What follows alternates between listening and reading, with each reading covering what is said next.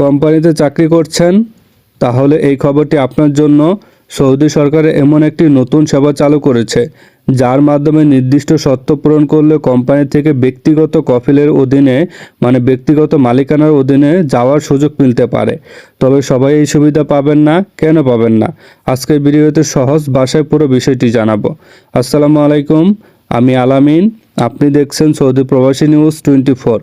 Saudi আরবের মানব সম্পদ ও সামাজিক উন্নয়ন মন্ত্রণালয় MHRSD নতুন একটি ইলেকট্রনিক সার্ভিস চালু করেছে। এই সেবার মাধ্যমে কিছু বিদেশি কর্মীকে প্রবাসী কর্মীকে বেসরকারি কোম্পানি থেকে ব্যক্তিগত নিয়োগকর্তা বা কফিলের অধীনে স্থানান্তর আবেদন করা যাবে। এখন অনেকে হয়তো ভাবছেন, এর মানে কি? কোম্পানিতে কাজ করা সবাই এখন ব্যক্তিগত কফিলের কাছে চলে যেতে পারবেন? উত্তর হলো না। এই সুবিধা শুধুমাত্র সরকারি নির্ধারিত শর্ত পূরণ করলে পাওয়া যাবে। এখন সহজ করে শর্তগুলো জেনে নেওয়া যাক। প্রথমত, কর্মীর বৈধ একামা এবং বৈধ ওয়ার্ক পারমিট থাকতে হবে।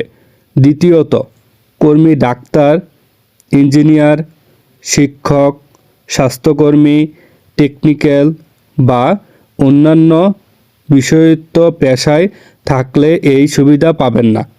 যেসব পেশা সম্পন্ন সৌদিকরণ করা হয়েছে সেগুলো এই সেবার আওতায় নেই। আর যিনি নতুন কফিল হবেন, তিনি যে কাজে কর্মীকে নিয়োগ দিবেন সেটি গৃহকর্মী ডোমেস্টিক ওয়ার্কার হিসাবে অনুমোদিত হতে হবে। আবেদনের সময় কয়েকটি গুরুত্বপূর্ণ কাগজপত্রও লাগবে। বর্তমান কোম্পানির অনুমতিপত্র, নতুন নিয়োগকর্তার আয়ের প্রমাণ বা ব্যাংক স্টেটমেন্ট, কর্মীর একামার কপি এবং প্রয়োজনীয় অন্যান্য নথি অনলাইনে আপলোড করতে হবে।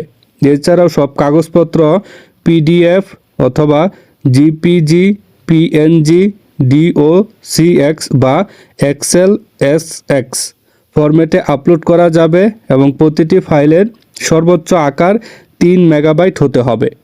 একই সঙ্গে সৌদি সরকার গৃহকর্মীদের বেতন সুরক্ষা কর্মসূচিও বাধ্যতামূলক করেছে। অর্থাৎ এখন কর্মীদের বেতন অনুমোদিত পেমেন্ট চ্যানেলের মাধ্যমে পরিশোধ করতে হবে।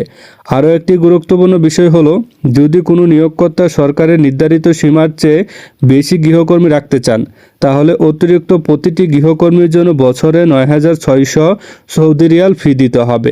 বর্তমান নিয়ম অনুযায়ী একজন সৌদি নাগরিককে সর্বোচ্চ 4 জন গৃহকর্মী রাখতে পারবেন, আর একজন প্রবাসী বাসিন্দা সর্বোচ্চ 2 জন গৃহকর্মী রাখতে পারবেন। তবে বিশেষ মানবিক কারণে কিছু ক্ষেত্রে এই নিয়ম ব্যতিক্রমের সুযোগ রাখা হয়েছে। সর্বশেষ একটি বিষয় পরিষ্কার করে দেই, এটি কোনো নতুন ভিসা নয়, ফ্রি ভিসাও নয় এবং সবার জন্য উন্মুক্ত, কোনো কাফালা পরিবর্তনের সুযোগও নয়।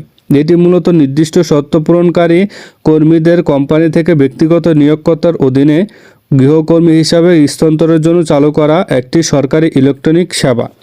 সৌদি আরবের নতুন আইন, একামা, কিওয়া, জাওয়াজাত এবং প্রবাসীদের গুরুত্বপূর্ণ সব আপডেট সবার আগে পেতে সৌদি প্রবাসী নিউজ 24 চ্যানেলটি সাবস্ক্রাইব করুন, ভিডিওটি শেয়ার করুন, যাতে অন্য প্রবাসী ভাইয়েরাও সঠিক তথ্য জানতে পারেন। আল্লাহ হাফেজ।